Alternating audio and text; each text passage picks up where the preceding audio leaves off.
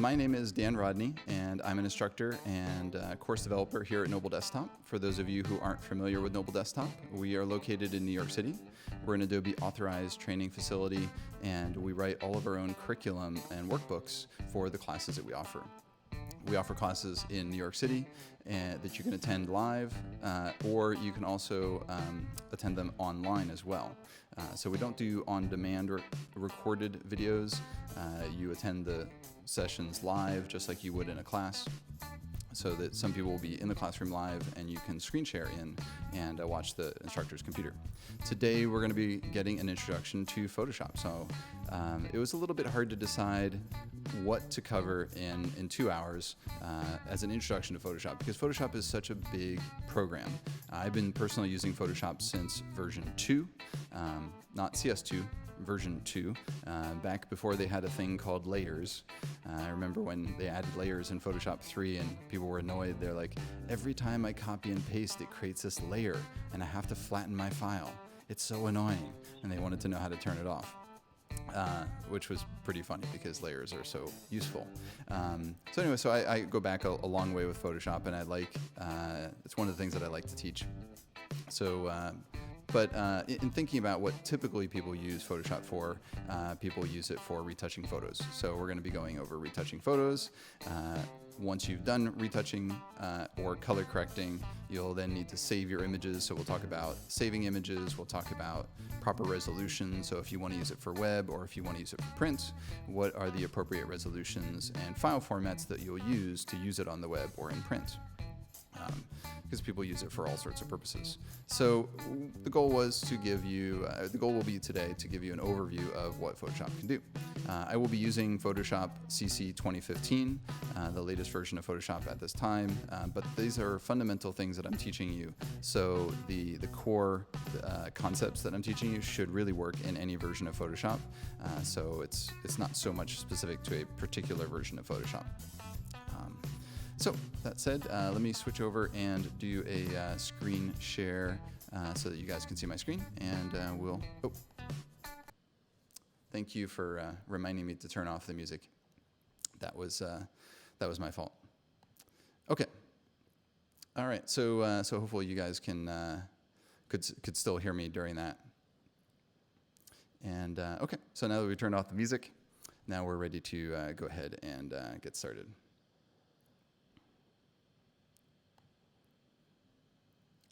All right. Okay, so you should be able to see my screen now. And let's go ahead and see. So I've got some files that I'm going to be demonstrating with. And the first one of which is this model. I'm going to zoom in a little bit here. So a couple things about the basics of Photoshop. And I'm assuming that you haven't used Photoshop or that you've used it very little. So we're going to be going from the beginning as an introduction to Photoshop. All right, so first thing is zooming in. I want to make this image bigger. So I can use the zoom tool over here. We've got a bunch of tools on the left. I'm going to be choosing the zoom tool and clicking on the screen to zoom in. Now, every time I click on the screen to zoom in, it gets a little bit bigger. Let's say I want to zoom out. So I can hold Option on the Mac or Alt on Windows, and then I can zoom out. So if I'm not holding any key, I'm going to be zooming in. And if I'm holding Option on the Mac or Alt on Windows, I will be zooming out. Another way that you can zoom is to drag over the image. So if you drag over the image from left to right, you will be scrubbing in on the image. Notice up here in the Options bar, this Options bar shows different options based on the tool that is selected. So if I choose the Move tool, I see moving options. The Marquee tool shows marquee options. And the zoom tool, of course, shows zoom options. Notice there's this thing called scrubby zoom. So scrubby zoom means that you can drag from left to right to zoom in on the image, or you can drag to the left to zoom out. This is different than Photoshop used to work, and if you don't like this, you can turn scrubby zoom off. The other way that you can do it, or if you don't have the right video card, it's possible that scrubby zoom might not work for you. If scrubby zoom is turned off, then when I drag, instead of it scrubbing in, it's going to show me a highlighted box. And this is the area that you're going to see when you zoom in. So when you let go, it zooms into that area. Let's go back and fit this whole thing in the screen. So I'm going to click fit screen there. And once again, if you drag over the eye, then you'll see the eye. We'll do fit screen. And if you drag over the mouth, then you'll zoom in on the mouth. But if you have Scrubby Zoom turned on, just drag left to right, and then you can get the exact zoom level that you want. There are also other ways that you can zoom in and out. Under the View menu, for example, you can see that there's zoom in and zoom out, and this is useful for remembering the keystrokes. Zooming is the standard keystrokes that all Adobe apps share, so whether you're in Illustrator, InDesign, Photoshop, or any other Adobe program, they're always using Command plus and minus on the Mac, or Control plus and minus on Windows. So Command plus, Command minus will zoom in and out on that particular image. So once you have zoomed in on the image, you're going to want to be able to move around on that particular image. So you can use your scroll bars to move around, but that's not the most efficient way to move around your image. There's a hand tool over here in the toolbar, and when you choose that hand tool and you drag around, you can drag in any direction. So you can drag diagonally, up, down, left, right, and so you don't have to go to your little scroll bars to do that. The hand tool is so useful, in fact, that I typically want to get it as quickly as possible. I'm often doing something else and I want to scroll really quickly. So let's say you're doing something else. Let's say you're using your brush tool and you're painting something. You might want to move a little bit. And instead of having to come over here and choose the hand tool to move around and then go back to the paintbrush to do some more painting, we can simply hold the space bar on our keyboard. And as long as we're holding the space bar, then you will get the hand tool. So it doesn't matter what tool you're in, hold the space bar. You can scroll around your image by dragging on the image. When you let go of the space bar, you're still in the tool that you just were in. So very useful keystroke, holding space bar and dragging always gives you the hand tool. Other useful things, fitting on screen. I know there was that button when I was in the zoom tool, but if you're using the keystrokes, it's nice to know that Command 0 or on Windows Control 0 is to fit on screen, and that just goes out and shows you the entire image once again. So now that we know how to move around our image, get it bigger, move around, let's actually talk about doing some retouching here. Now I made some mistakes there. I did some things that I didn't want to do. So let's talk about undo. Photoshop has multiple undos. It's not unlimited. You can change the number of them in your preferences, but first let's talk about how it undoes things. So if I say undo, it's going to undo the very last thing that I did. Let's zoom in on that area. So if I say edit, now edit is redo. So it's going to be an undo, and then it's a redo. So at first it might seem like Photoshop might not have multiple undos. It actually does, but it uses what's called the history. So the history is visible over here on the right in this panel. Now if you don't have this particular panel visible, or if you've hidden it or you want to ever bring it back, you can go to the window menu and you can show any of the panels right here in the window menu. So you can choose window history and it will show the history panel. So in here it lists the things that you've done. Now I'm going to go back and I'm going to redo the brush. So I've done 2 brush marks, so my history shows that I've done 2 things. Now you can jump back as far as you want, so I can go back to when I opened the file, and so I've just undone 2 things all in one click. But if you wanted to do that here through the menu, undo is going to become a redo, and so that's only going to let you do one of those things. So if you want to go back in the history, you have to choose step backward. So edit, step backward, keeps going 1 step back in the history. Now if you've gone too far back and you want to come forward in the history, you do edit, step forward, edit, step forward. And that's just like coming over here to the history and clicking on these different states in the history panel. By default, we can see how many history states Photoshop remembers by going into the preferences. Now if you're on Windows, that will be edit preferences, but on the Mac it's under Photoshop preferences. Once you get down to preferences, then you can go to, I believe it's performance, and here are the number of history states. So by default, it's going to remember the last 50 things that you've done. If you want, you can increase that number, but keep in mind that the more history states you have, the more RAM Photoshop typically takes. Which, while we're here, we may as well mention that Photoshop by default takes up 70% of all the RAM on your computer. Now, normally this is something that I don't have to talk about with any other application because modern applications dynamically allocate RAM and you don't have to think about it. Photoshop is the last program that I ever have to think about RAM with. And by default, it takes 70% of the RAM. It's really a hog. And that means that everything else only gets 30% of your computer's RAM, no matter how much you have. So if you're going to have InDesign and Illustrator and your web browser and your email client and all this stuff open, they're only getting 30% of your computer's RAM. You probably don't need that much RAM allocated to Photoshop. So in this case, I have 16 gigs of RAM on this computer, and it's giving like 10 gigs to Photoshop. I don't really need that much. As far as a general rule of thumb, you just take your file size and multiply it by 3 to 5, and that should be how much RAM you need for your files to be open and working efficiently. So if you have a 1 gig file, which is a really big file, you need 3 to 5 gigs of RAM available for that, just as a rough rule of thumb. So I'm working with much smaller files, so I don't need nearly that much, so I can have a much smaller amount of RAM. And then I can leave other RAM for other programs. Please take note that this will only take effect when you restart Photoshop. So you will have to quit Photoshop and relaunch it for the RAM change to take effect. Okay. So feel free to make mistakes as long as you don't make too many of them, because it will only remember the last 50 things that you've done. All right. So now, as we zoom in closer to look at this, we start to see that images are made up of pixels in Photoshop. And they're actually putting a little white grid all over the image here, kind of outlining those pixels. I'm not a big fan of that particular outline, so we're going to go into View, Show, and I'm going to turn off what they call the pixel grid. I'm just going to turn off that grid so we don't see those white outlines. And now we can just see the pixels next to each other without them individually being outlined in white. Photoshop is what we call a pixel-based program. Other drawing programs, such as Adobe Illustrator, are what we call vector-based programs. And the primary difference is in how it thinks about the information in the file.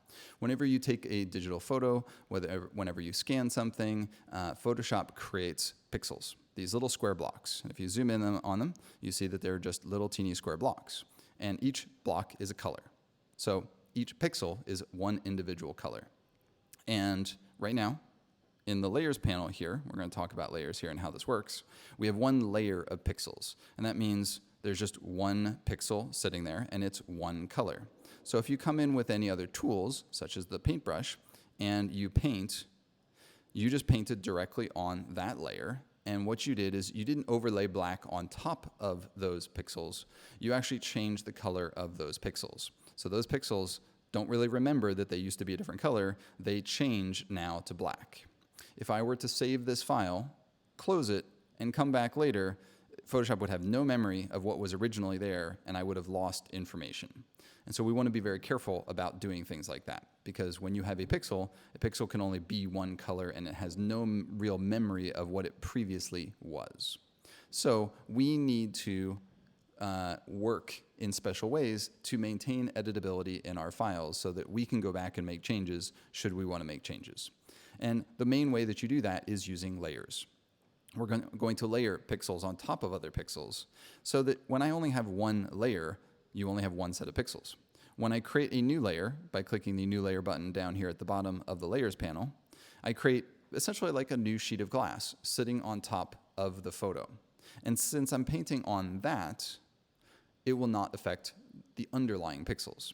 So now when I paint some black here, underneath that black is the original photo. So I'm going to double click on the layer name, layer 1. I'm going to call this painting so that we see that that's different. I can go over here to my tool panel, select the move tool, and I can move that around and see that underneath it actually has the original pixels. And that's because I created a separate layer. Photoshop is not going to create a separate layer when you pick up something like a paintbrush. You have to know to do that yourself. And so you also have to be careful which layer is selected. Even though I have two layers, if I highlight the background layer and I paint on that, I am replacing those pixels with new ones, and it's not going to retain its original information. So you can create as many different layers as you want. Let's zoom out a little bit here. I'm going to create a new layer by clicking the New Layer button there. I'm going to call this red painting. Let's come back over here and choose my paintbrush in my tools panel. Down at the bottom, we see the color swatches. So there's a foreground and a background color so that you can remember two colors if you want to be painting with two different colors. The foreground is the one that you're typically using. So I'm going to click on the foreground color to bring up the color picker, and I can choose a color here.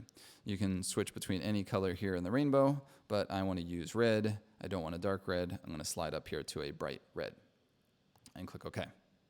So then I can come in here and paint like so.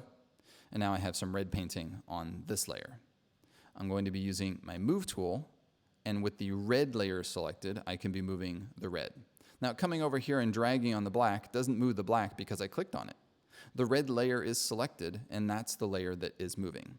So Photoshop is a layer-oriented program. We have to focus on which layer we're on before we do anything. If we're going to move something, make sure you're selecting the right layer first. If you're going to be painting on something, make sure you're working on the right layer first. So it's this habit you have to get into of checking what layer you're on before you do something. It's just a habit you have to form. And for some people, they adapt pretty quickly. Others that are used to programs like Illustrator or InDesign, it's a different approach to working with elements. So it sometimes can take you a little bit to remember this. So if you select the painting layer, which is over here, then you'll move that. And you actually can drag anywhere on the file because technically speaking, the entire file has this layer, so you can drag anywhere you want. I can select the red layer and I can move that. Okay. So these new layers that I created are like sheets of glass. You're painting on top of something, so it's non-destructive. I can hide one of those layers or more than one layer, and then I can show them again if I just want to temporarily get rid of them. If I permanently want to get rid of them, I can drag them to the trash.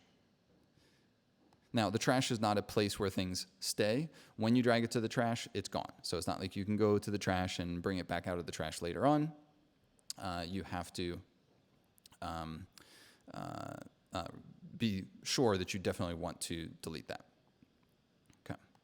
So you can, of course, immediately go back and undo things, but if you save and close the file, things like history are not in your document.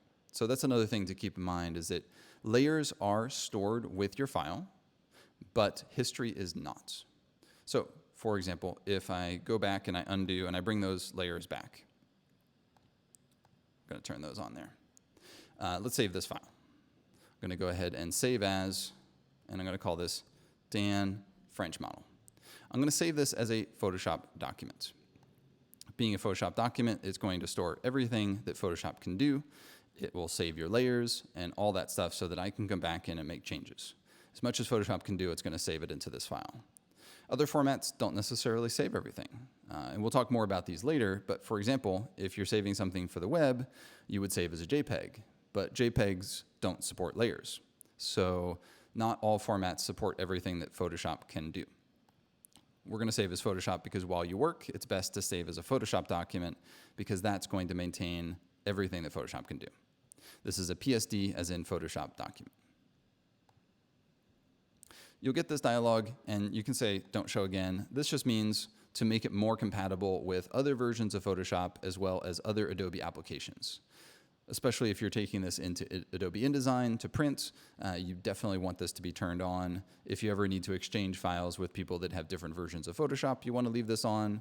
I don't really know why Adobe bothers nagging you about this. I would just say don't show again and leave the maximize compatibility turned on. Everybody generally wants that to be there. Okay. So I've saved my file, but let's close it and reopen it back up. So here's my recent file. I'm just going to click on that to open it. Notice that my layers are all still there. I can turn them off. I can do anything that I want there. But notice that the history is clean. It doesn't remember any of the stuff that I did before. So always know that history is temporary. It is not saved in the file. You can't get it back. So it is just the last 50 things you've done, and it's not a way to maintain editability in your file.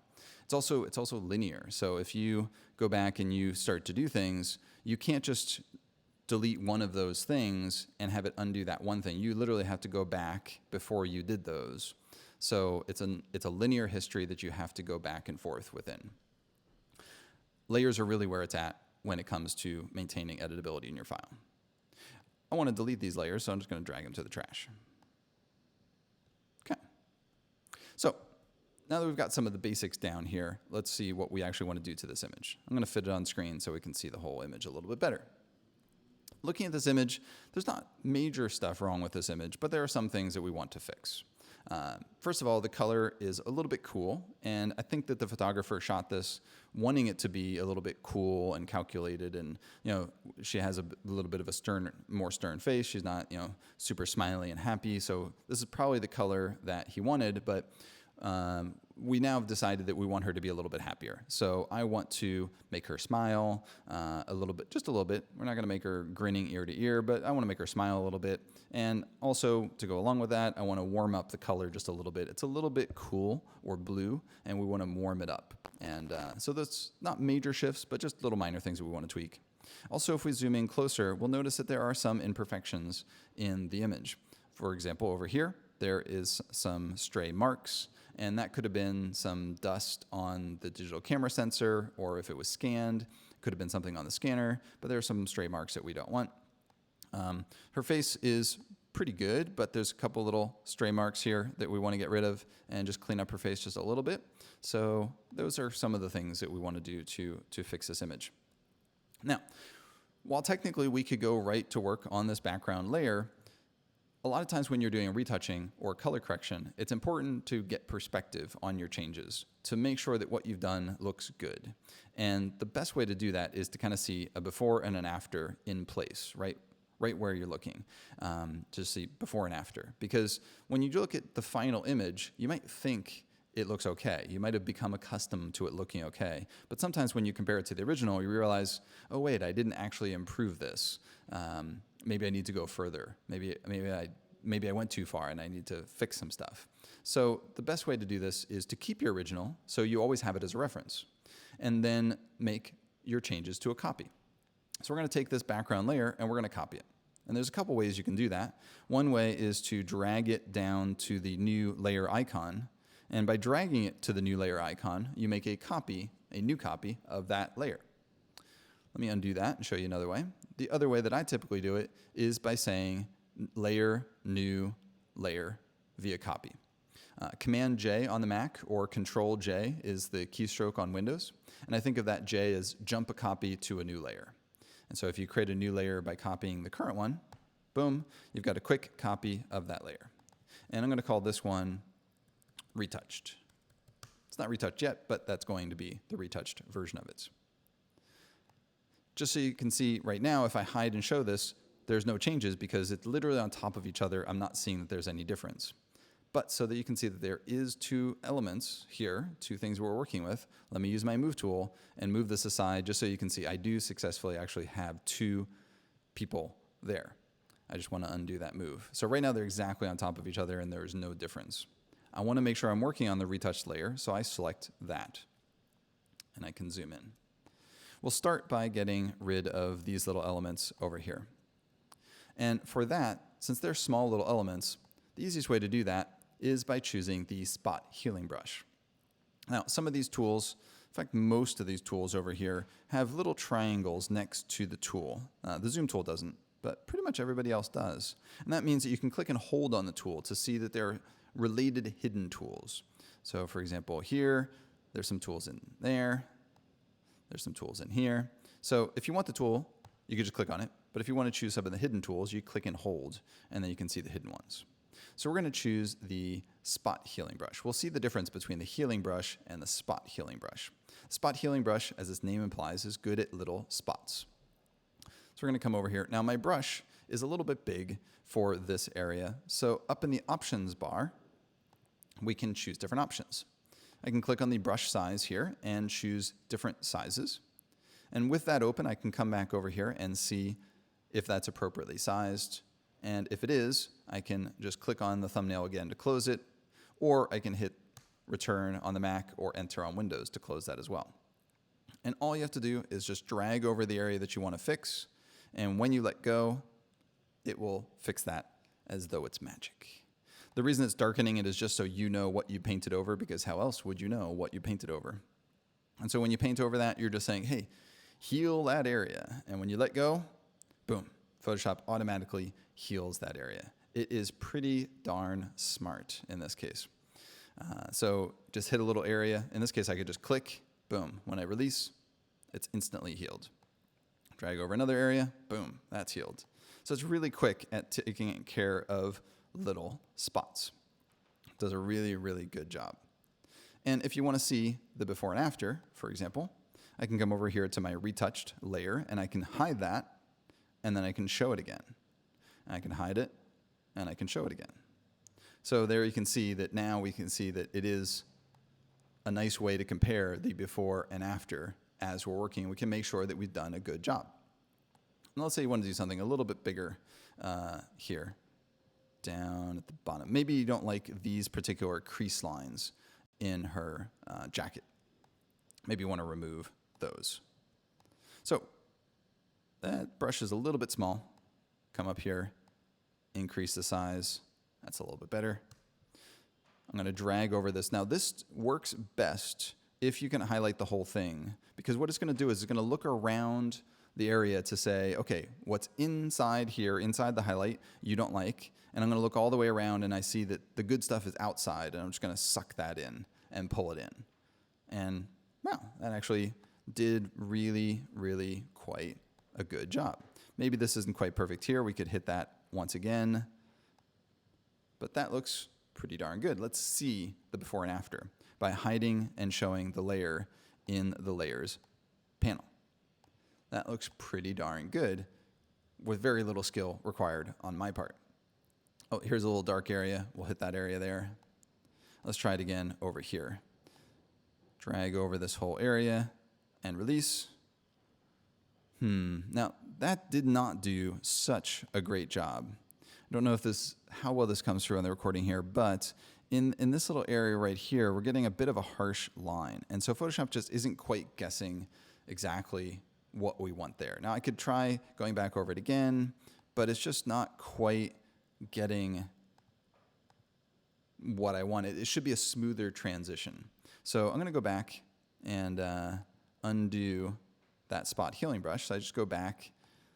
Here's where I just did it. So I go one step back. So I've just undone that. And I think in this case, I need to help Photoshop out. It is just a computer after all, and computers are not perfect. They're only as good as their programmers, and this is an amazing feature. It's been programmed amazingly, but it's not 100% perfect. Sometimes we need a human touch to this. And so the healing brush lets us get involved. It's still going to blend things in and kind of heal that area to make sure that the stuff we do does get blended in, but we get a little bit more of a choice of what we're going to put in that area. Instead of Photoshop choosing completely on its own, we get to choose.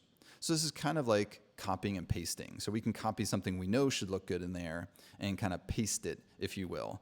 I kind of call this copy and paint instead of copy and paste. So it is a two-step thing. Just like normally you have to copy something and then you have to go paste it, we have to tell Photoshop what we want to copy. My cursor is just a little bit big here, so let's go down just a bit. I think that's good.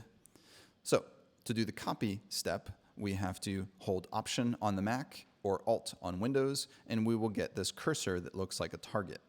So this is the part that we're going to clone from or heal from. So we're going to Option click on something that we think would look good in that area. So I think that this would look good in that area. So I'm going to Option click. If I was on Windows, I would Alt click. Now when I move, actually, my cursor is actually filled with a preview of that thing that I just said to target. So for example, if I Option click up here, now we'd see that my cursor has some light stuff stored in it. If I Option click over here, then we see that I have some darker stuff stored in my cursor.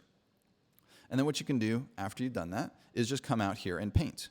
And as you're painting, you'll see that Photoshop is blending it in.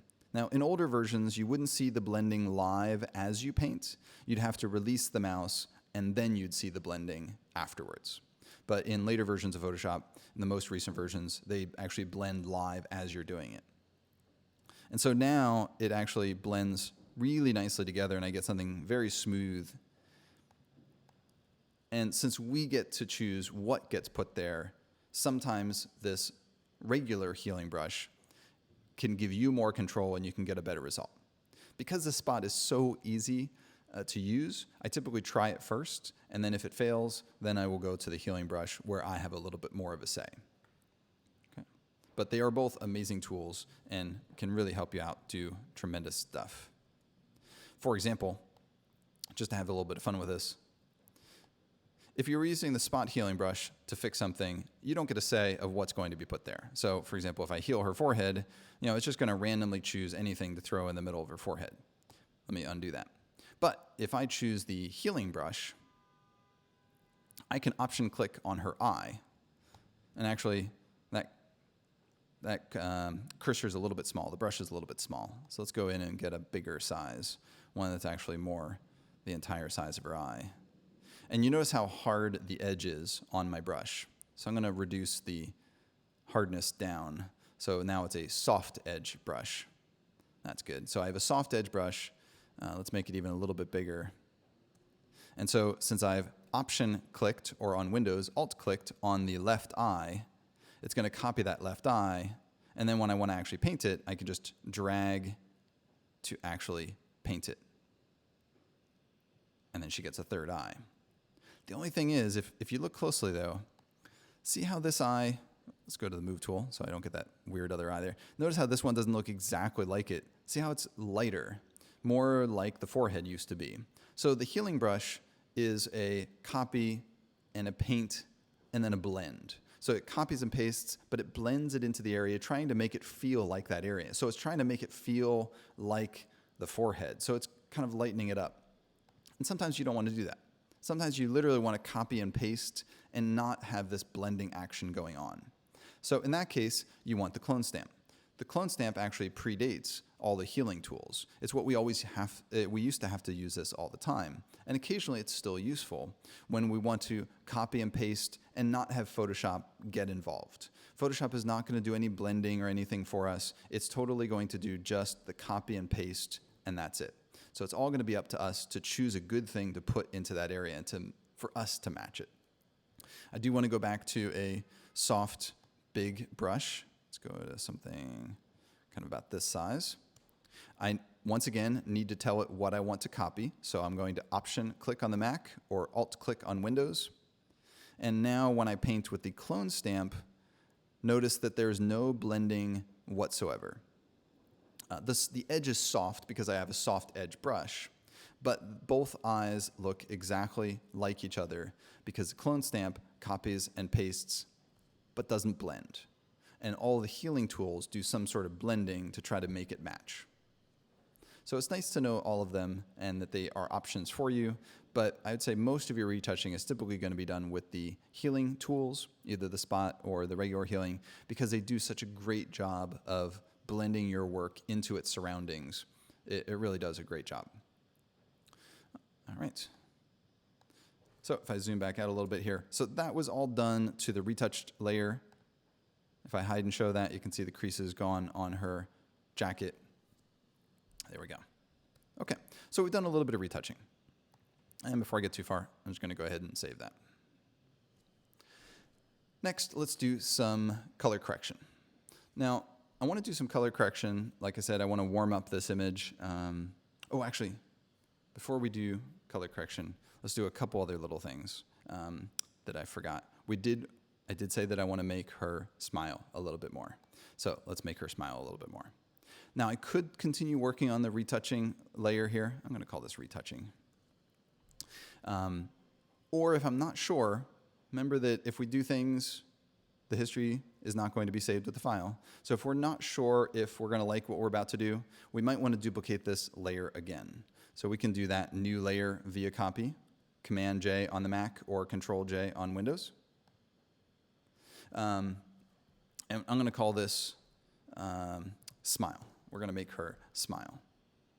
And we can go up here to the filter menu, and there's this cool Liquify filter where you can, it makes your pixels like a liquid that you can just push around. That's pretty amazing. So we're going to zoom in with the zoom tool here. Now, in the latest version of Photoshop, Photoshop's kind of gone crazy. They actually know that there are faces with eyes, nose, and mouth. It's kind of amazing, actually. So there's a person tool, a face tool. You can actually go and just drag and literally just make someone smile, which is kind of crazy. You can go to the eyes and you can rotate the eyes, or you can make them bigger or smaller. And it actually has this whole facial detection built into it, which is pretty darn genius. It's just so amazing that they're saying, hey, there's a head here. And, oh, there's a nose. You can move the nose up or down. You can make it wider or narrower. So this is how they retouch models. And this is why whenever you look at advertising, never think for a moment that that is real. All of it is completely adjusted, and they can do whatever they want to those models. But let me cancel this for a second, just to get rid of everything we just did. So this is the Liquify filter. And if you don't have the very latest version of Photoshop that has this facial recognition in, you won't be able to just go here to the corner of her mouth and make her smile just like that. You can still make her smile though. So let me undo that. I just hit the keystroke here for going up to edit. You still can use your menus here. So you can say undo if you don't like something you just did, or you're like, oh, I actually like that. Let me redo that. So if you don't have the very latest version of Photoshop with this facial detection, you can go in with they call it, it's a horrible name. It's the first tool that you're normally in. It's the warp tool. It's really not a warp tool. I don't know. It's your push and pull kind of tool. You just move things around. You want to adjust your size of your brush so that it's kind of over that whole area. And all you have to do is just kind of raise it up. And so you have to do each side a little bit manually, but you can still make her smile nonetheless, right? So you can still do those things. Let me go back and step backwards a couple times here. Because I do actually, in this case, since I am using the very latest version of Photoshop, we can do it the easy way, and that is just to go to the face tool and just to pull up on the edges. And there she's smiling just a little bit. Okay. Hide and show the smile. There we go. Now, let's say you save your file and you come back to it tomorrow. You've got a layer just for the smile. So if you show the client this image and they say, no, I didn't want her smiling, since you made it a separate layer, you could just trash it. And then you go back and you still have the layer that had all your retouching on it. So you didn't lose any work. So you may want to create different layers to kind of build editability into your file, to kind of build a history in your file.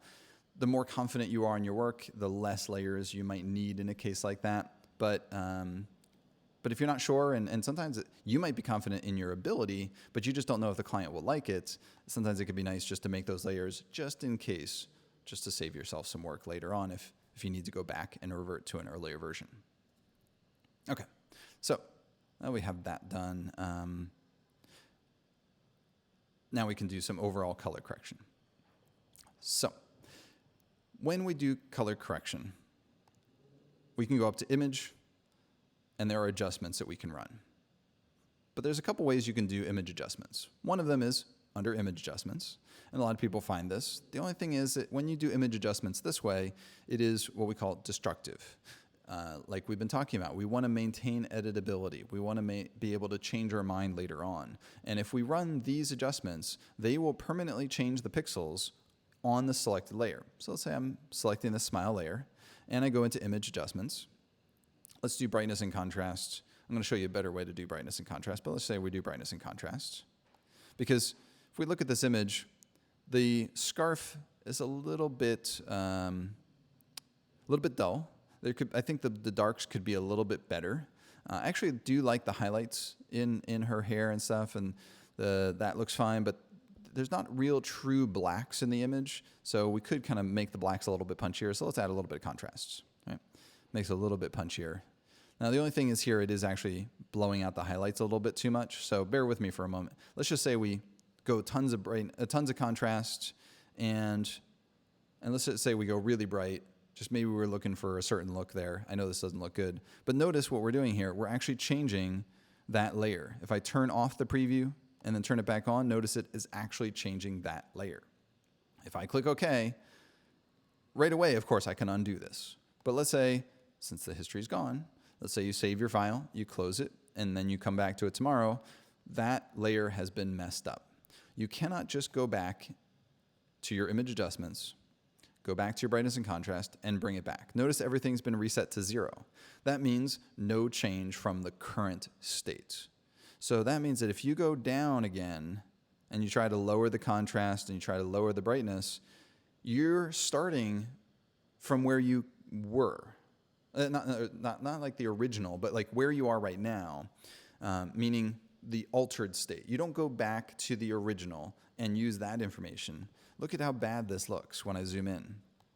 Because we blew out all the detail, when we try to pull it back, it's having to make up detail. It literally didn't know how it looked because everything got blown out so much before, it didn't know what to make of that. Because it was starting from this point and trying to darken this image. It wasn't going back to how it used to look. So image adjustments, unless you have to use them, they typically are not the things that we want to use when we're talking about things like brightness and contrast and levels and curves. Instead of image adjustments, we should be doing layer adjustments. Notice the same things are in layer adjustments. You can access this through layer adjustments, through this layer menu, or down here in the layer panel itself. Notice you have the same brightness and contrast, levels and curves. The same thing is down here. So what's important is that you select your layer first, and the next layer will be added on top of that. So if I go in and I create a curves adjustment or a brightness and contrast layer, whatever these are, let's do a brightness contrast. Now it's a new layer on top.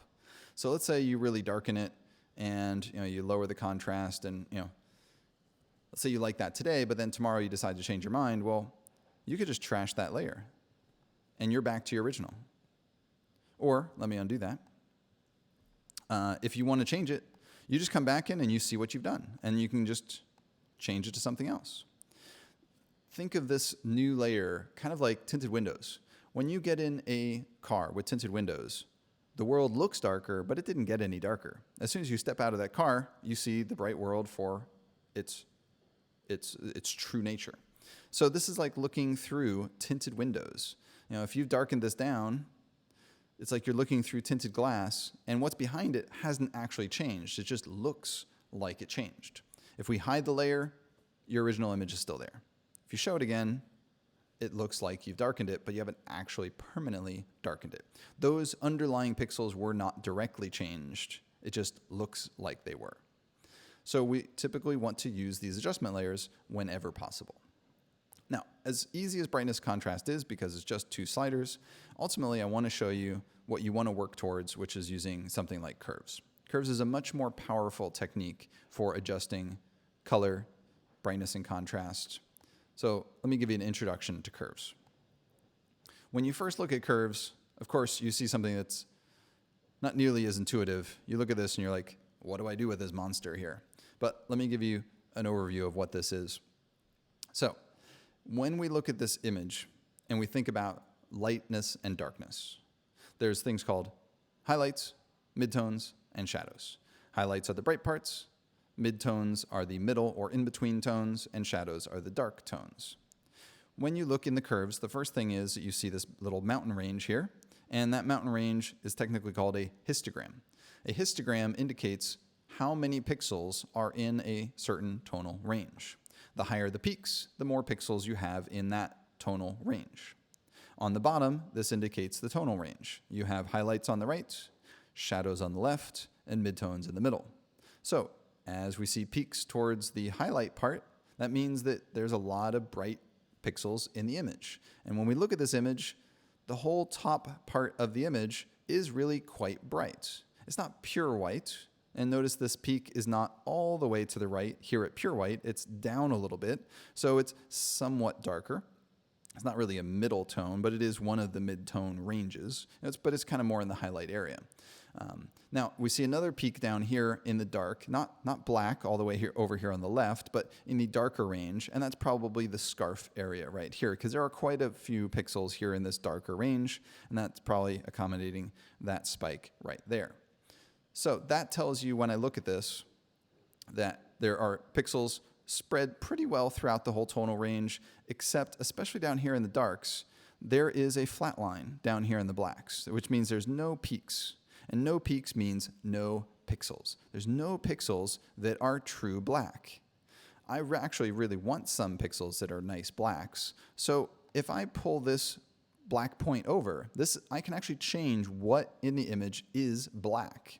As I pull this over, now anything that used to be a midtone is now black. And of course, anything beyond it is also black. So the problem is if you pull this over too much, so much of your image becomes pure black and there's no detail in it. You want to be careful of that. You really only want to bring this over kind of until you hit some pixels, and then those pixels actually became true black. So as I pull this over, you'll see that the dark areas here in the scarf get darker. We can see that easier by hiding and then showing the layer. And it's a subtle thing. Depending on how your monitor is calibrated, I don't know if it's going to go too dark for you, but if you have a nicely calibrated monitor, it should be a little bit lack of contrast, kind of lack of punch. And then as I do this, the darks get a little bit darker. The highlights maybe could move in just a touch, just until I hit that pixel right there, but they're pretty good. And that looks pretty nice. Now, the benefit of this versus contrast, right? That brightness and contrast adjustment.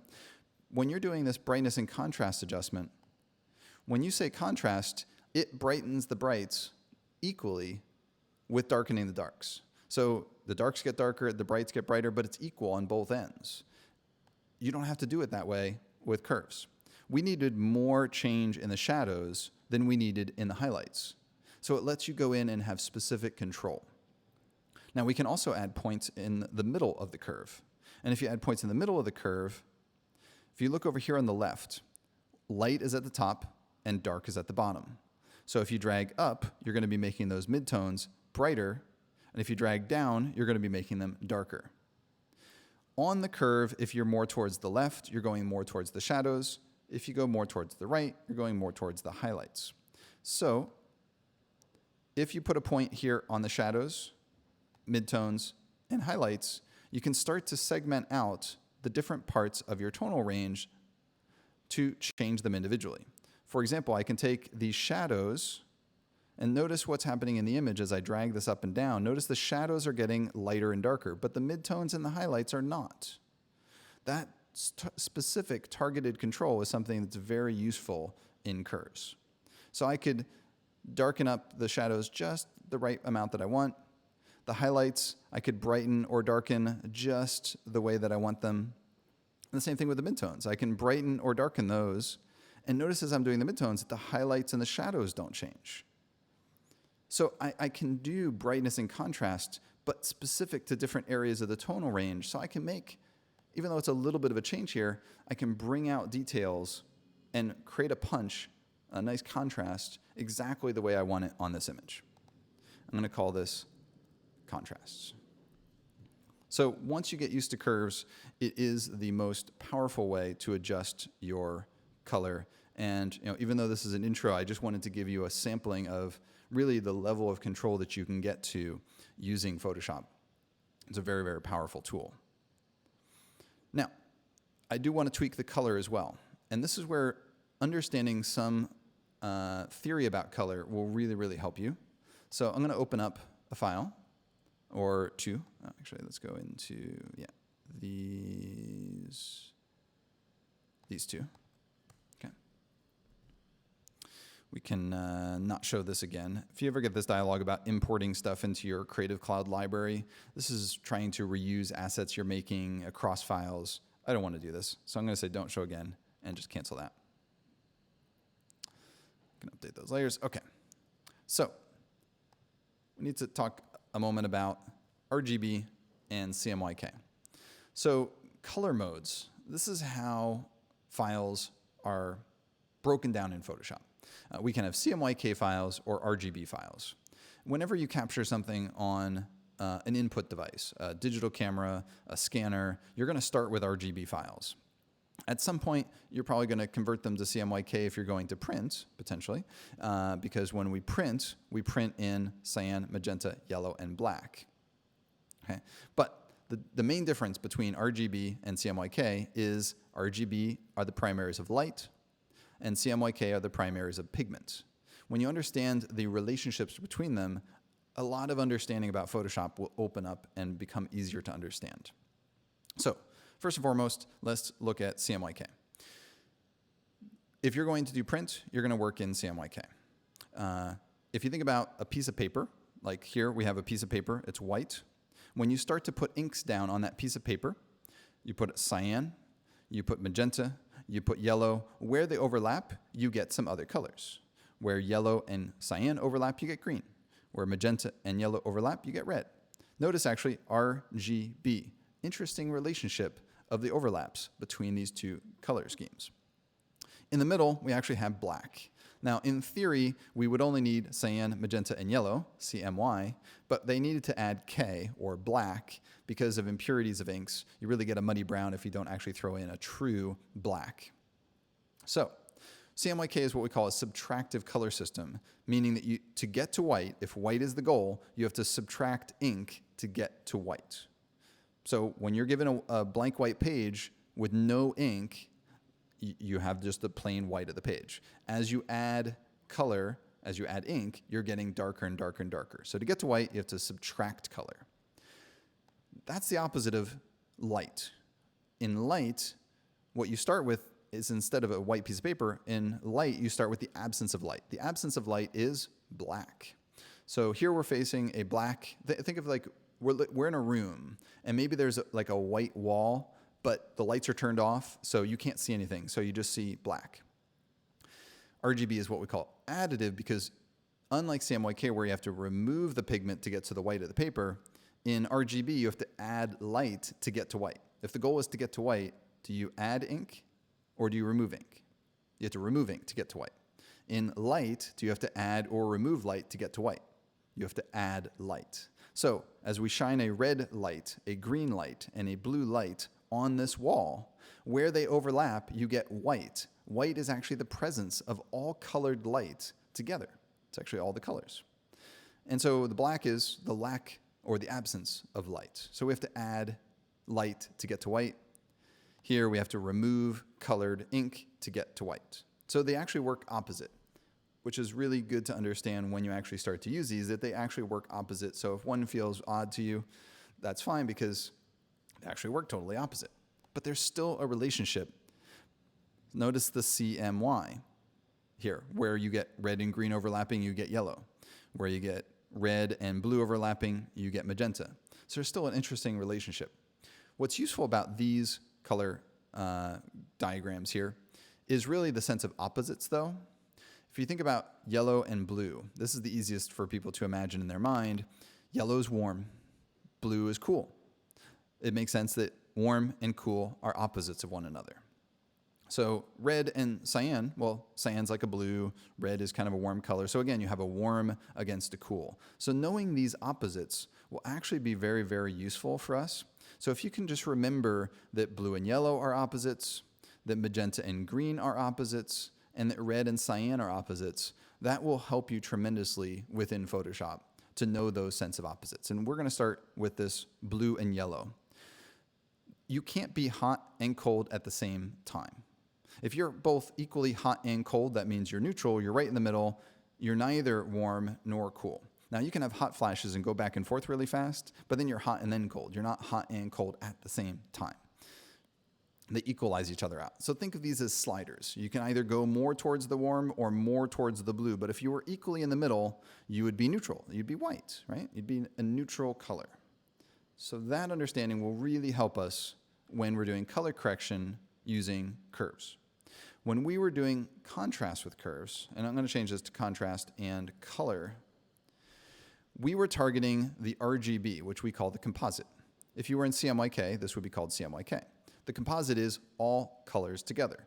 When you manipulate all colors together, you're just brightening them or darkening them. But we can go to specific colors and add or remove that specific color. Now let's go to blue. Remember what the opposite of blue is: yellow. So if we choose blue, we can go between blue and its opposite, which was yellow.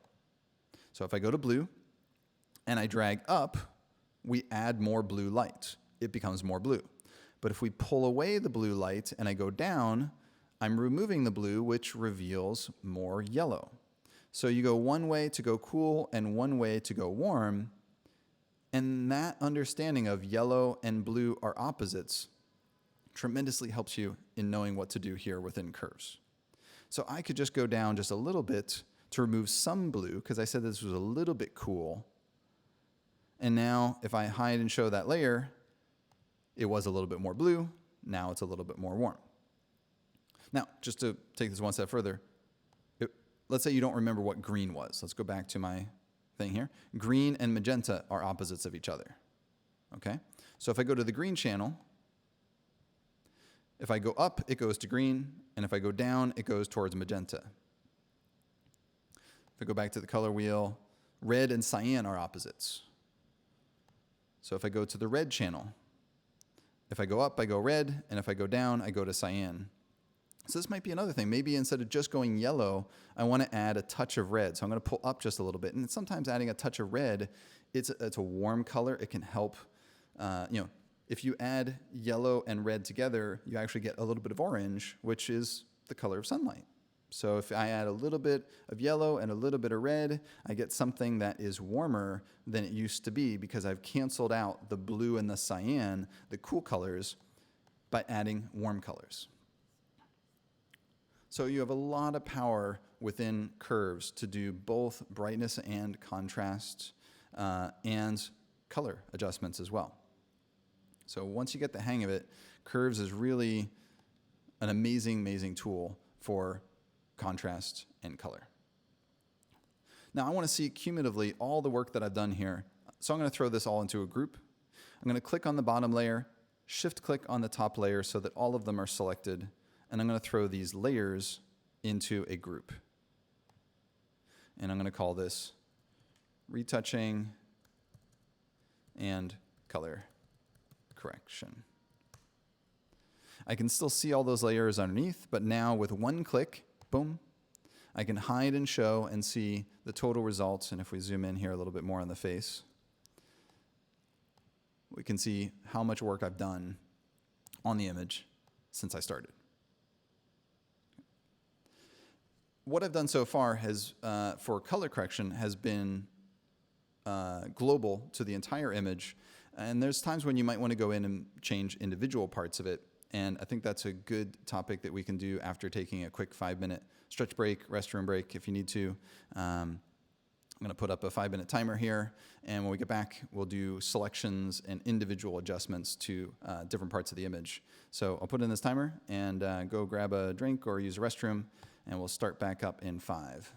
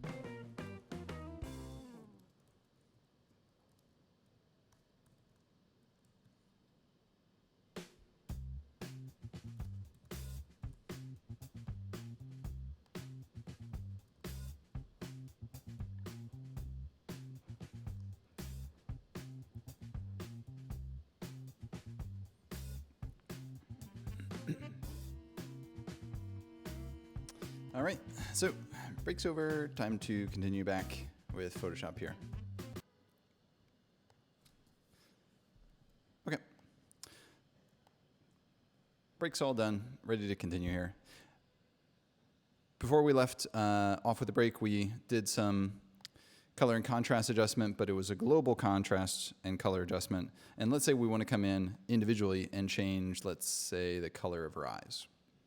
I don't want to change the color of the entire image, just her eye area. So for that, we're going to need to make a selection. There's a ton of different ways you can make selections. We can spend hours on making selections, but we're just going to give you an introduction to making selections. Over here, we have some selection tools. You can lasso them if it's just a rough little thing, but trying to use the lasso and trying to drag a thing all the way around a more complex thing like this, it's very difficult to drag your mouse and never screw up as you're going around. So let me just deselect that to get rid of it. So the lasso you have to drag and stay precise the whole time. For quick little things is okay. But for anything more complex, there's other tools. The polygonal, or polygonal, however you want to say it, instead of dragging with that lasso, you click.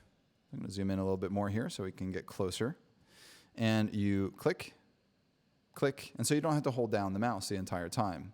You just click to make points, and it's easier to make more complex selections. So you can click around through the various parts. And when you're done, you come back to the point where you started, and your cursor will get a little circle on your cursor indicating that you can click to complete your selection. Now, normally when you have one selection, if you move on, it actually gets rid of your previous selection and starts a new one. But we didn't want to do that. I wanted to keep my previous selection, so I'm going to undo. If you want to add to your selection, you can hold Shift. When you hold Shift, the cursor gets a plus on it. So I'm going to Shift, click, and I don't have to hold Shift the whole time, just to start it. So now I'm not holding Shift anymore, and I can keep making a selection, and then that adds to your selection. If you ever want to remove parts of your selection, you can hold Option on the Mac or Alt on Windows, and then your cursor will get a minus on it. So I hold Option or Alt as I start the selection. Again, I don't have to hold it the entire time. I can now let go of my key and I can finish. And any part that you now lasso there will be removed from your selection. So if I want to remove all of this, I Option or Alt click at the start, and then I lasso that whole area to remove it. Why is that important? Well, I want to select both eyes at the same time. So I want to keep that selection as I make this one. So I'm going to make sure that I hold Shift as I start this selection. I don't have to hold Shift the entire time, but I held Shift as I started this selection. And I go around here, selecting the eyes. Come back to the beginning part where I see the circle on my cursor and click to complete it. And as I zoom back out, we can now see that both eyes are selected because I can see these marching ants or the marquee. People actually call them marching ants or the marquee, either one you want to call them. And that's the part of the image that I'm going to be working with now. Excuse me. So let's say I want to make a change now. I'm going to make sure I select the layer on top so that my next layer will go on top of that. And I'm going to add an adjustment layer. This one is going to be hue saturation, which is the color and then the intensity of color. So let's change the hue or color of these eyes. So it makes a new layer, but it's only adjusting what I had selected. So as I change the hue, we can see that the eyes change color. Now, when we started here, actually her eyes had lots of different colors in them because of different, like maybe her eyes just naturally had some of that, or maybe there's reflections in there, but it looks like her eyes are just kind of multicolored, interesting eyes. But I really don't want multicolor, I want a single color. As I rotate this, it actually keeps that if there were 5 colors, it keeps 5 colors, just you're going to 5 new colors. I don't want that. I want to check on color eyes so that I get a single color being applied, not a variety of different colors. Now you can also change the saturation, and you can easily get something that does not look realistic But before I go further with this, let's zoom in and take a closer look. One of the things that's making this look unrealistic is that there is such a sharp, crisp, defined edge around this selection. The default selection is very sharp, and a lot of photos have some softness to them. So it's very common that we need to go in and soften our selections after we make them. But I wanted to show you why we needed to do this instead of just telling you that we needed to do this. I'm going to go back to my history panel and go back to when I just finished my selection before I created that layer. And since I've undone that layer change, now we can, at this point, feather or soften the edge of my selection. Right? So I've just done a selection here, and I can go up to my select menu here. Now, select and mask is grayed out here in the select menu. It's also grayed out here. A lot of times that button is enabled. Why is it not enabled at this time? Well, that's because I don't have a layer selected. I had clicked off at some point, and no layer was selected. Since no layer is selected, it's not going to let me choose that. So sometimes when that's grayed out like that, you just have to click on a layer just so you're working on some layer because it wants to know what it's going to preview. So I'm going to select this layer here, and then I can click on this button or choose it from the menu as well. This used to be called Refine Edge, and in the latest version of Photoshop, they renamed it to Select and Mask. It works very similarly, so if yours says Refine Edge, you can still do that, and you'll still be able to get the basic functionality that I'm going to show you. The first thing is, how do I want to view this? You can view it as an overlay, so you can see, that's one way you can see it. You can see it as black and white. You can view it on a black background, but you'd want to have the opacity up high. Opacity is a new setting in the latest version of Photoshop, so if you're in a previous one, it would automatically be set to 100. So you can preview this on different backgrounds. The overlay is actually kind of an interesting way if you have that with some transparency here. But you can also view it as, let's view it on black. And I think actually would be kind of probably the easiest way because that red was really, really bright. So viewing it on black here, the eye is what you see, and notice how really sharp this whole edge is. We can go over here to feather, which is a softening. And if we drag that feather over, we don't want to make it too soft because then we start to see some parts of the rest of the eye, but we do want to soften it a little bit. The key is that people won't see this sharp edge because that sharp edge just looks unnatural. We want it to be a soft edge, so it blends in. Okay, so then I hit OK. And you might not be able to see this with the marching ants because they themselves look hard, but you just trust that because you just softened the selection, that it is a nice, soft selection. I'm going to now select the topmost layer here so that my new layer will be created on top of it, and go in and do the hue saturation again. We're going to check on colorize, and now it's definitely a better edge. You see it blending in more than you did previously. Of course, you still have to be careful about doing things that look totally unnatural. Here, you have to kind of go in with subtlety here with these colors. Also, maybe you can change the brightness and contrast. Well, not brightness and contrast, just brightness here. Let's zoom out a little bit so we can see this better. Maybe a little more saturation there. And this is where the before and the after, comparing that will help you out. You want to be subtle in how much you're doing and making sure that it looks natural. I'm going to double click on this layer name and call it eye color. All right. Okay. So I think that looks good for the eye color. All right. So I think this image, as far as what we want to do to it, is essentially done, except really we want to use this on the cover of Vogue. So we want to bring in the Vogue logo, and we want to add the name of the month for that issue of Vogue. Now, let's talk about bringing in other things from other applications. On my desktop here, I have some files, some Photoshop files and stuff, but here we have this logo from Vogue. It could be an AI Adobe Illustrator file, or it could also be an EPS file. It's an encapsulated PostScript file. Vector files from Adobe Illustrator are typically saved as AI or EPS. And the difference between a pixel-based file from Photoshop and a vector-based Adobe Illustrator file or EPS file is these vector files aren't made of pixels. So if I open that up in Illustrator and we take a closer look, as I zoom in, we're never going to see square pixels. It's always super crisp and clean, no matter how far I zoom in, because behind the scenes, this logo is not made of pixels.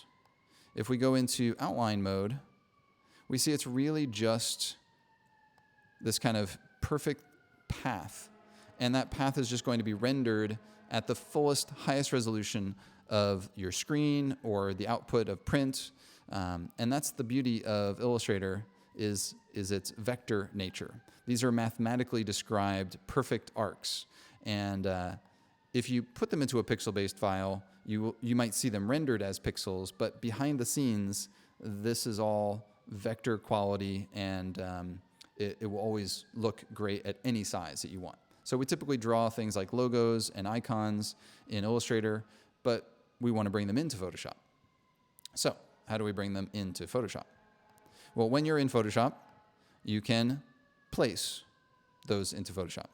If you place them as a linked file, then you have to retain that original EPS or Illustrator file. And if you lose track of it, then you're going to have problems later on. Probably the easiest, safer thing is just to embed it into this document.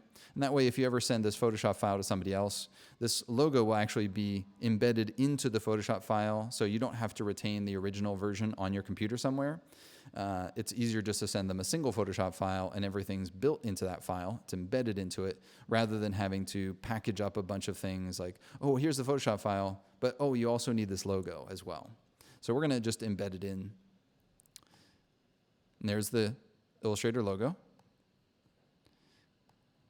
And because this is vector quality, we can go bigger if we want to. We can go really huge, and that's going to look great. If I zoom in to 100%, which they used to call actual pixels, we see that perfect quality. You know, if I zoom in really close, we can see that it is being rendered in this pixel-based document, so we can see them that way.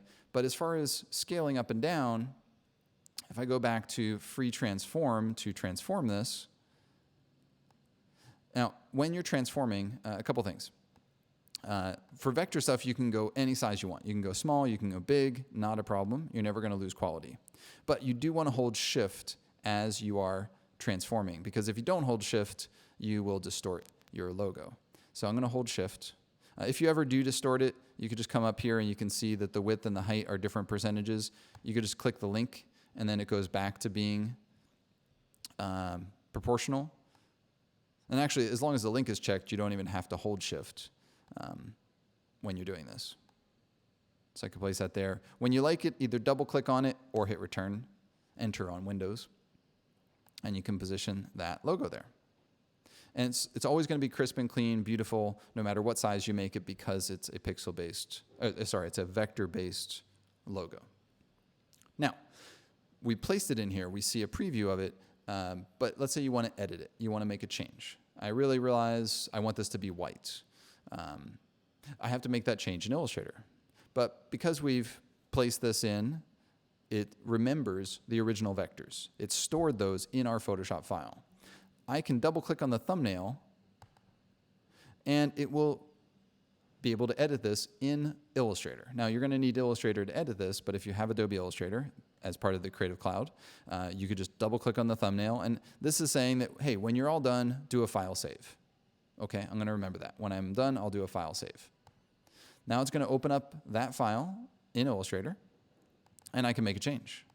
Let's say I want to make it red. We'll come back and we'll eventually make it white, but let's just say we make it red. Now it told me when I was done to do a file save. So I do that, and let's go over to Photoshop. Oh, now it's red. Let's double click on that again to go back over to Illustrator. Now let's make it white. File, save. It's okay. Go back to Photoshop. Oh, now it's white. So any change you do in Illustrator, as long as you hit save, it saves it back into Photoshop. People often wonder, hey, where is that file? It's just in a special file that was temporarily made. It's actually stored in Photoshop. So you don't have to worry about where. That's why they said to just do a save, because you don't save it in a particular place. You just hit save and it just gets absorbed back into the Photoshop file. When you close it, you don't have to worry where it goes or anything. It's in the Photoshop file for you. Okay. Now I like the white, but I think it needs to stand out from the background a little bit more. We're going to add a drop shadow to do that. Down here at the bottom of the layers panel, I can go to the effects menu, and we can add things like drop shadows and bevels and all sorts of stuff like that. I'm going to go to the drop shadow, and we're going to add a drop shadow there. All right. This is where remembering that your spacebar lets you scroll around comes in handy, because even though this dialog is open, you can hold the spacebar and still scroll around your image, even though this dialog is open. So down here with drop shadow selected, we can change our distance, we can change our size, opacity, that sort of stuff. But let me give you a great little tip that still even a lot of typical daily Photoshop users don't know. They think that you have to change the distance and the angle to position the drop shadow. But you can actually just come out here right into the document and drag around, and notice that in the dialog there, the angle and the distance are changing for you. You just drag around your document. So once you know that, it's so much easier to position your shadow. You are going to have to do things like adjust the opacity and the size, which I like to call size softness. But you can position it by just dragging on the document. It's a great little tip. Even a lot of old-time Photoshop users don't know that that exists. Now we can also add other things like a bevel and emboss. Something about this interface, though, you can't just check bevel and emboss and then see the options. You actually have to click on the word bevel and emboss to see the options. To me, it's a flaw in the Photoshop interface. I wish that when you checked the checkbox that it did go to that section. It confuses a lot of people. Just know that whatever section is highlighted, those are the options you're going to see on the right. So just turning that on and off doesn't show you the options. You actually have to click on the name, bevel and emboss, to see those options. Now I can zoom in a little bit here to change this. Now the size is kind of how deep it is, but for a style, I like the, I want to inside the element, but I like the hard chisel. Yeah, there we go. Nice hard chisel there. Depth is kind of like a contrast, like how deep it is, kind of increases the depth of the shadows. And that just kind of makes a neat beveled effect for us. All right, and you can change the angle of the light here as well. Now notice when you do that, actually, both the bevel and emboss and drop shadow are both using global light. So the kind of neat thing about that is that when you change one, the other one changes, because if the light is coming down, then the shadow would have to be being cast down. If the light is coming up, then the shadow would have to be being cast up. So they just kind of keep that natural appearance for you because both are using the global light, which is pretty cool. All right, now we've got a nice logo going up there. Now let's add some type. So we'll go to the type tool, come over here, add in some type. So this month is October, so let's go and type in October. And we don't want that red color, so we're going to highlight that, come up here to this red box and click on that, and we could choose a different color. We can change it to, actually let's just change it to white, drag it up into the corner there, or we could change it to black, drag it into the corner there. If you did want to pick up a color that's in the image, you can actually just come out here and click on any color that's in the image, or you can choose a color in here. Say we choose white.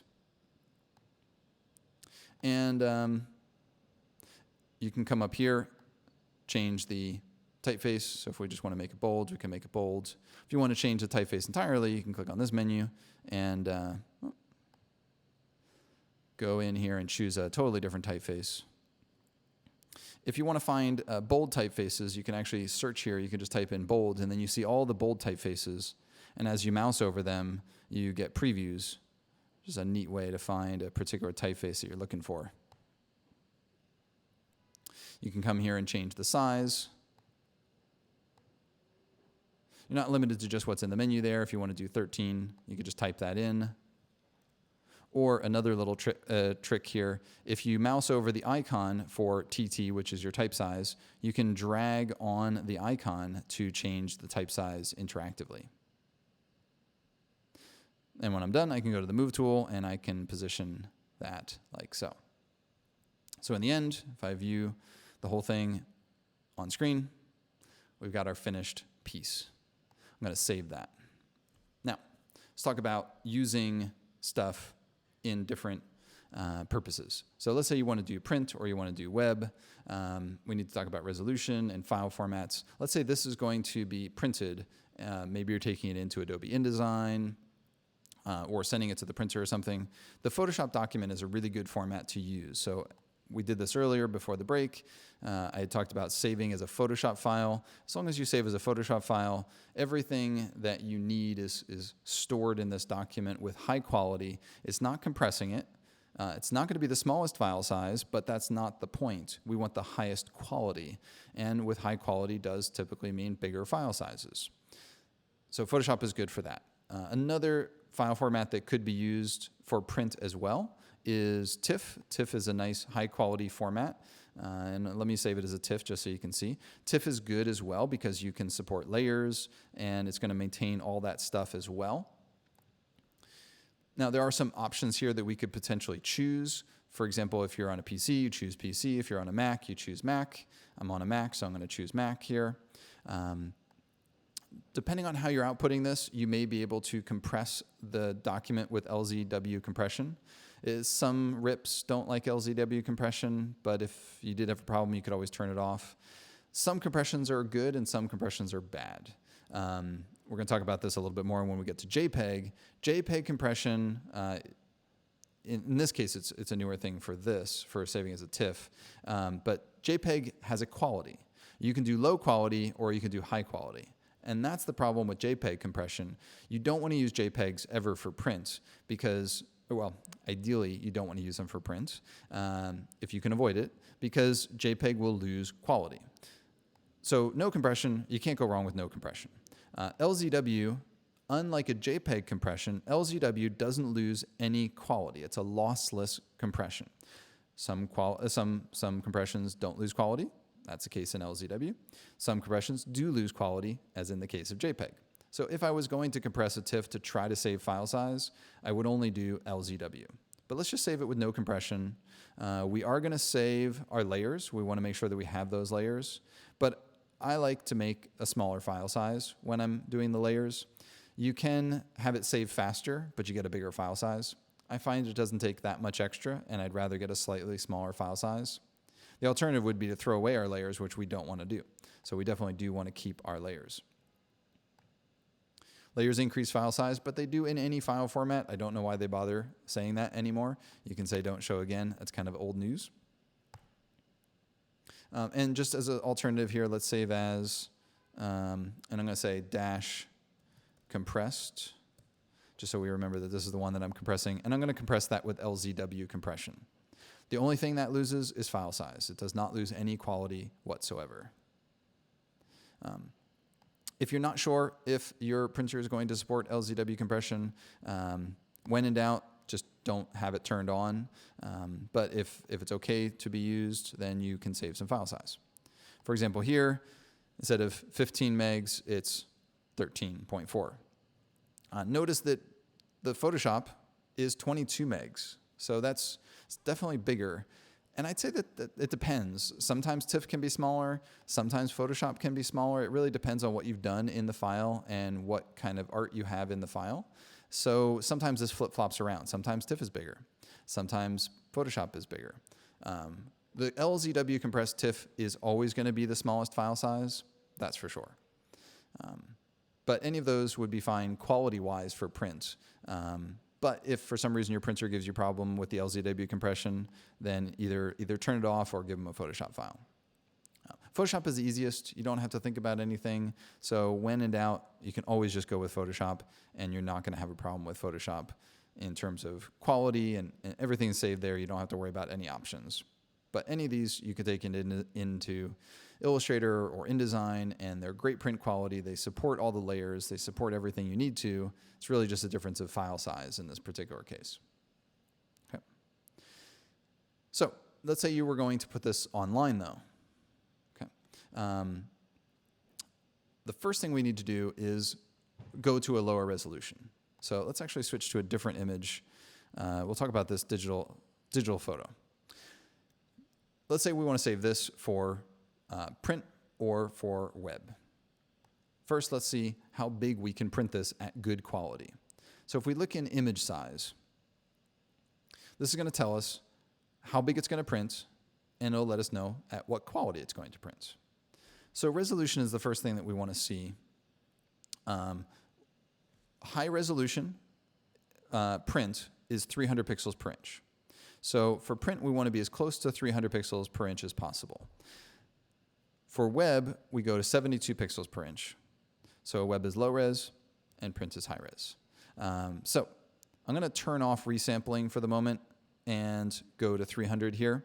I'm going to explain resampling in just a moment, but I just want to show you here. At 300 pixels per inch, this image is going to print almost as an 8 by 11. You know, let's say you need an 8 by 10, right? So let's say I go to 8. Technically, it's going to be 8 by 12. I'd have to crop off 2 inches of it. It would print at 292 pixels per inch. That's really close to 300 pixels per inch. You don't have to get exactly to 300. It's just the closer you are to 300, the better the quality is going to be when you print. And when I talk about print, I'm talking about professional quality printing. If you're just printing this to inkjets or like to a photo service, you can often get away with less. Probably anything over 200 is adequate. But for high quality professional prints, you want to get as close to 300 as possible. Really over 300, you don't really see much of a difference for most printings. So get as close as you can get to 300. The reason I turned off resample, so resample means to recalculate or fake pixel information. And if you have that turned on, when you increase the resolution, let's say you go to 600, notice the print size is still the same. Now, pixels per inch. Remember what a pixel is. A pixel is just a square block. Now, a square block can be small or it can be big. A pixel has no defined size. A pixel can be, if it's 1 pixel per inch, that pixel is 1 inch by 1 inch. But if you have 600 pixels per inch, those pixels are really small because in every square inch, you've got 600 pixels. That means those pixels are tiny. But 1 pixel per inch, and that's huge. It's a giant file. So unlike inches, which is a physical form of measurement, where 1 inch is always physically the same dimension, resolution is really telling you how big your pixels are. 72 pixels per inch, they're larger. You're going to actually see it when you print out. 300 pixels per inch, they're going to be so small that you don't see them. The thing about resampling that you have to be careful with is if you choose to resample, it will actually add pixels to make a file that is 600 pixels per inch at whatever size you want. But what about the quality of those pixels? It's actually faking them. So what happens is my original file, when I was at 8 by 12, it was 292 pixels per inch. That's a nice quality file. When we look at this at 100% size, everything looks nice and sharp and crisp and clean. It looks good. But let's say we go up and let's say we want to make this a lot bigger. Notice what happens if I make this twice as big, 16 inches. Notice how my resolution goes down.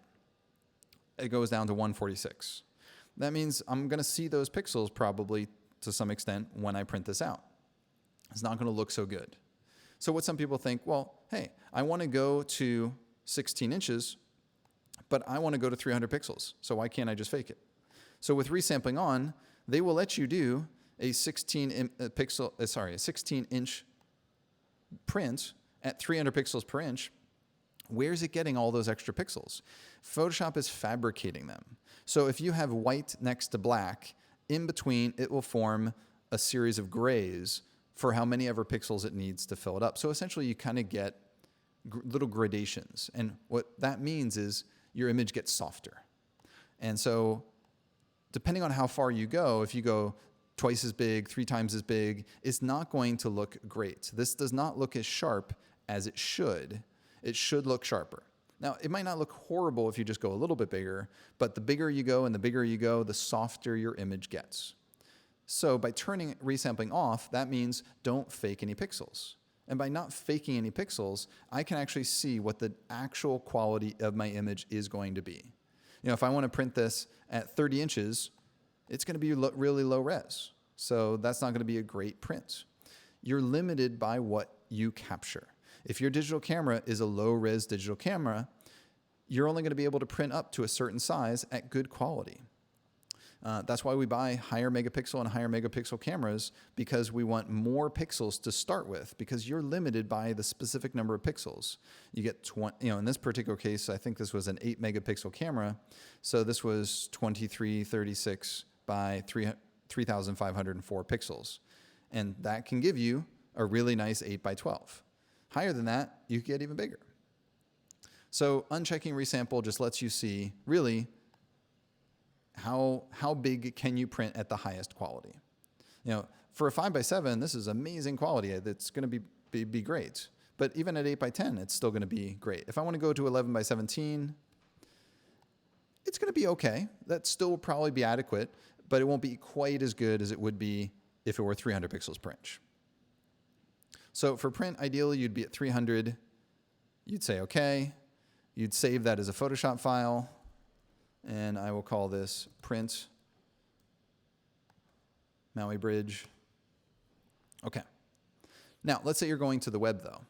That's a big image. We don't need nearly those number of pixels.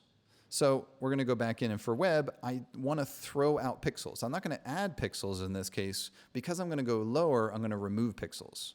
I want to go down to 72 pixels per inch at a specific pixel dimension.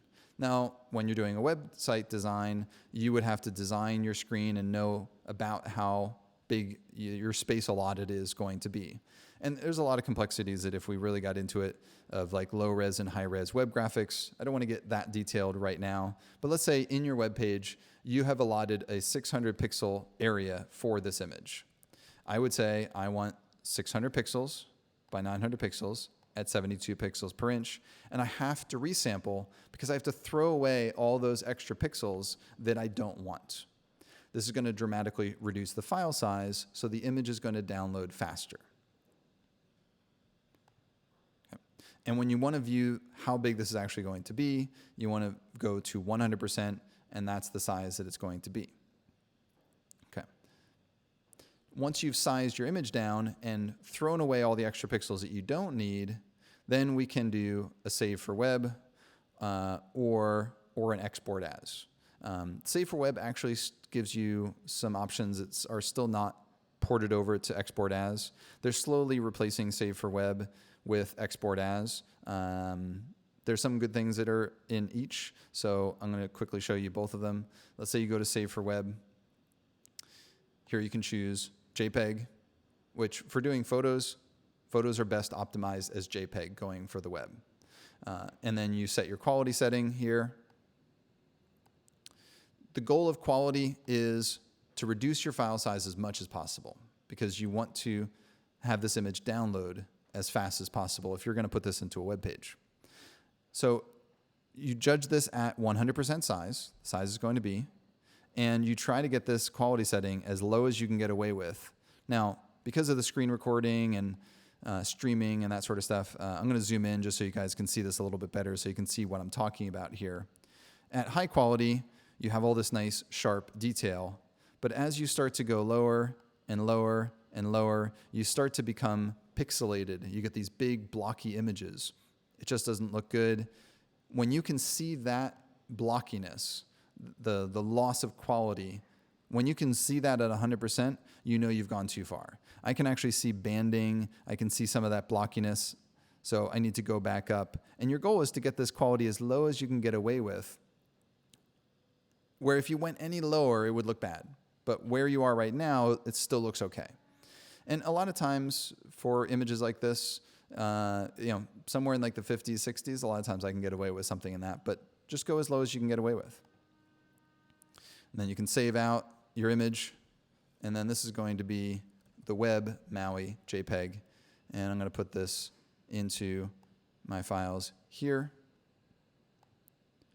You can also do the same type of thing by exporting as well. And as far as JPEG, either of these methods should be fine. When you're getting into some other web formats, there can be some differences between these two techniques. But for JPEG, it's pretty similar. Here you have that quality setting once again. And you should be judging this at 100% because that's the size is going to be used. But for the sake of demonstration, I'm just going to zoom in here and show you that if you're on the higher quality, it's going to look better. But if you're on the lower quality, it starts to distort and pixelate. I'm not sure how well that's going to come through in the screen recording because the screen recording sometimes pixelate anyway. So depending on the quality you're viewing at, you may or may not be able to see these subtleties. You really want to view these kind of subtleties on your computer to judge the pristine quality. Okay.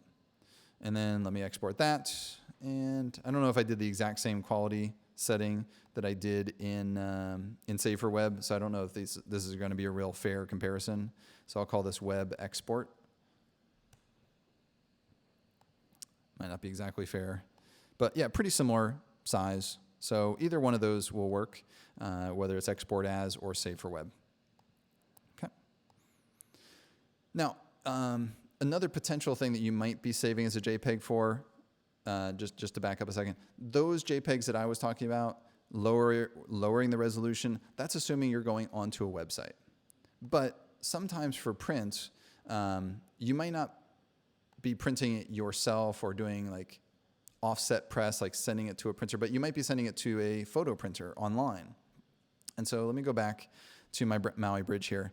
If you're sending it to a photo printer, let's say a website, Adorama does prints, Shutterfly or something like that. Let's say you're printing it there. They typically want JPEGs, but they want high quality JPEGs to print. They make you use JPEG because JPEGs are small, so it doesn't take up as much storage space on their end.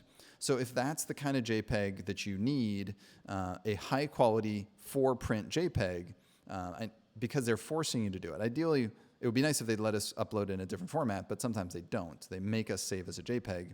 In that case, you would still want high quality. You would still want as close to 300 pixels per inch as possible, because you want to make sure that you have good enough quality. So if you're printing your 8x10, you'd be at 292. That's good.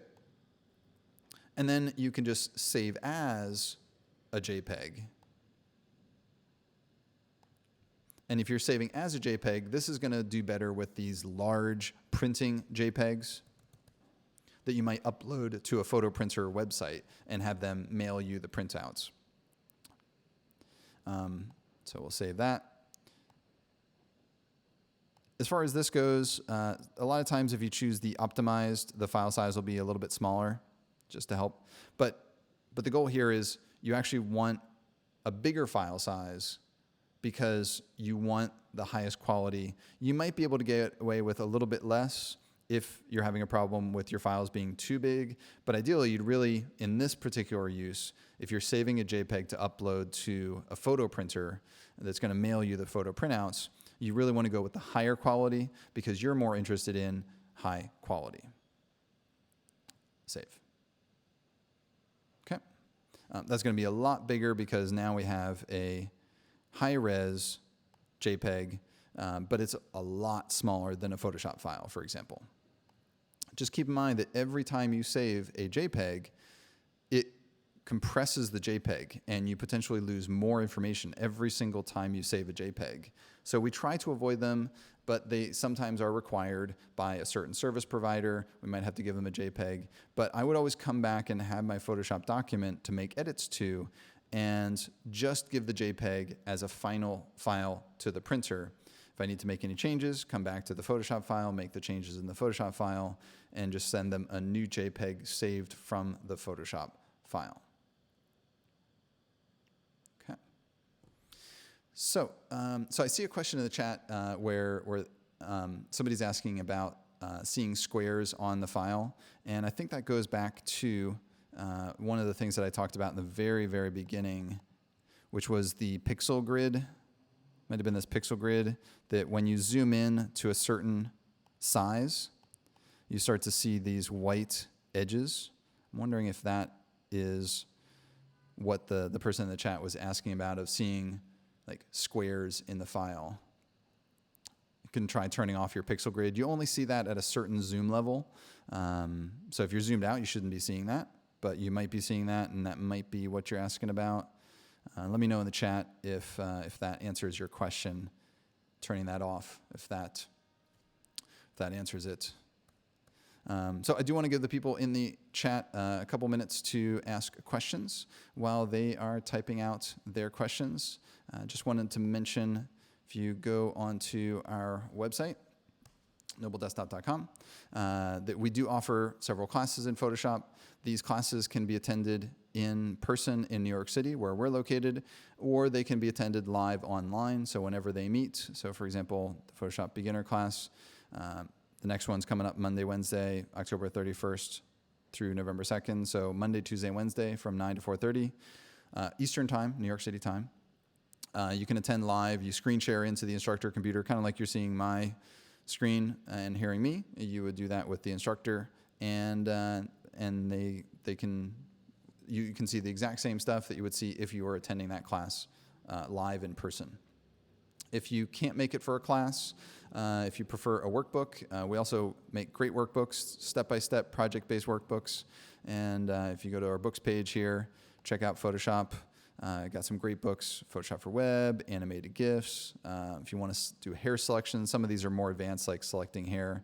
If you're just getting started, Photoshop is a great book for that. Or if you want to do web design with Photoshop, there's a great Photoshop for Web book there. And those are great ways to learn.